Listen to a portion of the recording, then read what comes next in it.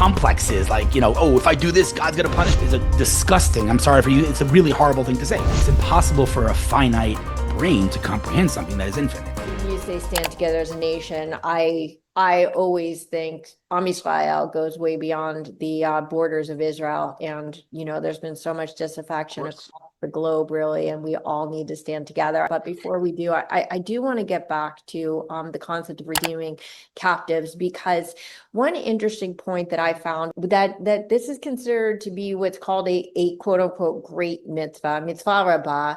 This is particularly relevant as Israel has not yet been able to save the last 48 hostages, but it still facilitated 2 million tons of aid to Gaza since October 7th, 2023. That is literally 1 ton of food per citizen of Gaza, because every infant needs 3,000 calories per person per day. Question. If this is a mitzvah rabbah, that takes returning the hostage takes precedence even over feeding the poor. Is Israel actually defying Jewish law by putting the needs of the Gazans ahead of those of the hostages? Like, what would the Torah say about feeding the enemy before releasing your captives? Well, okay, so first of all, we have to be accurate and honest here. The answer to your question is, in my opinion, is that process of sending in, 2 million tons of aid in the middle of an existential war after what they did to us on October 7th absolutely defies the Torah. We have a verse, and I think it's in, it says that the one that is compassionate to the evil ends up being evil to the compassionate. It's a mission, not a verse, I apologize.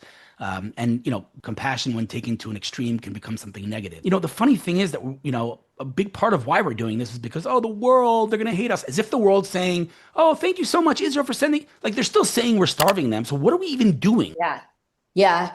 I guess, Hillel, maybe you could help me with this, because I'm unclear as a Jewish, even in America, right? Like, anybody who pays attention knows that our legal system is built upon the concept of Torah, right? The rules of Torah, the commandments are basically Western values. It's where law comes from.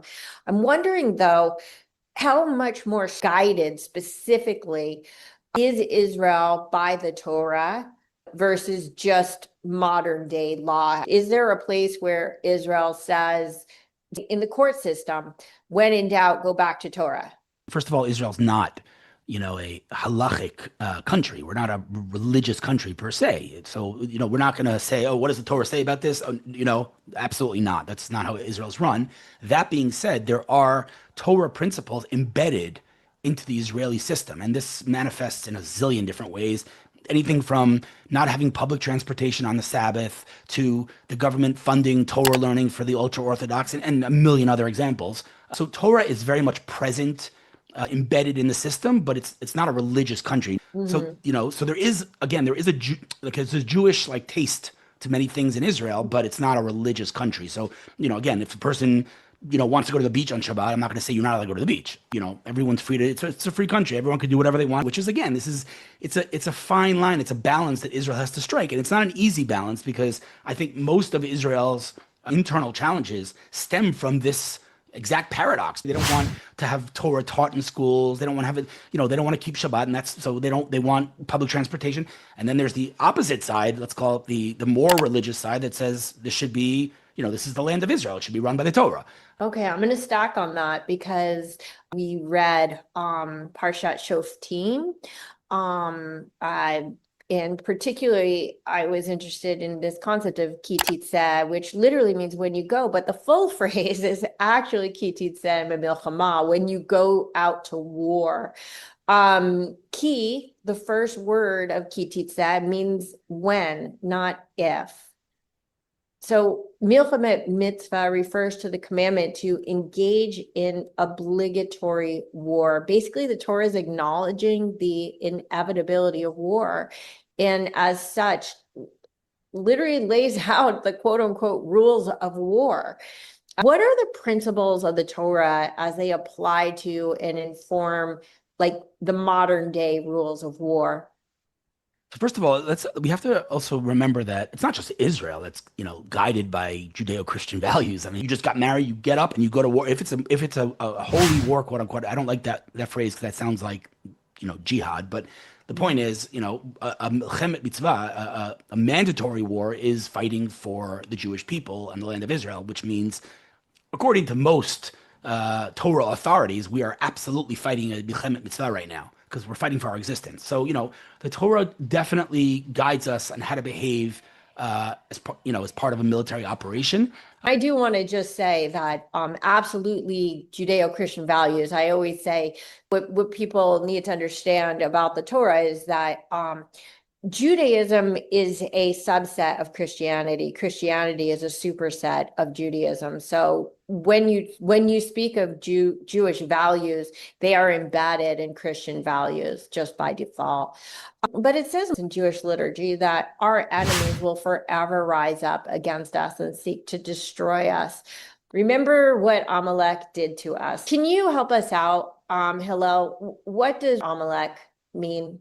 The portion of Amalek is an actual mitzvah from the Torah. We read that verse in synagogue, and it's a actual mitzvah that every man, woman has to be in synagogue and hear those words. I mean, Amalek was a nation that when the Israelites left Egypt, they were on their way to the promised land, and they had just experienced all these miracles and the splitting of the sea and the 10 plagues, and the nations feared the Israelites. Comes along this nation called Amalek and says, I'm not okay with these Jews. And they attacked, and they lost. And our commandment is that we have to erase the existence of Amalek throughout the generations. It's like literal, kill them all. Totally not applicable today. So anybody who says, you have to do the mitzvah of Amalek today is just misguided at best. So it's not a thing. So let's just get that out of the way.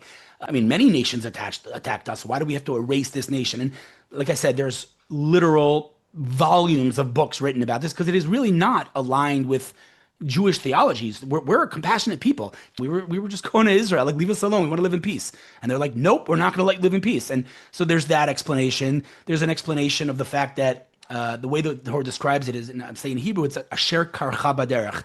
The word karcha means they cooled you down because we were hot, like we were like running and everybody was, and then they cooled us down. But the word karcha also has the word mikre, which is coincidence. And many rabbis explain that Amalek stands for the lack of divine intervention in the world. To them, they stand for everything's a coincidence, which is, again, the opposite of what the Jewish people stand for. Now, again, to be clear, so no one should misunderstand what I'm saying. No one's saying that I should walk around, again, murdering people on the street because I don't like what they stand for. Yeah. Who comes from a good place, they're compassionate, who come and say to me like, how could you do this? It's not what we stand for. Yeah, it is what we stand for. We absolutely do stand for making the world a better place. And there's countless examples in the Torah, in the actual 5 books, where it says, "Uviyarta harami kirbecha," you should eliminate the evil from within you. It's a Torah principle. So there is no need to reconcile. There is no contradiction. It is exactly aligned. God is good. God made the world good, and his creatures should choose the right path. And those that don't are to be held accountable. Amen.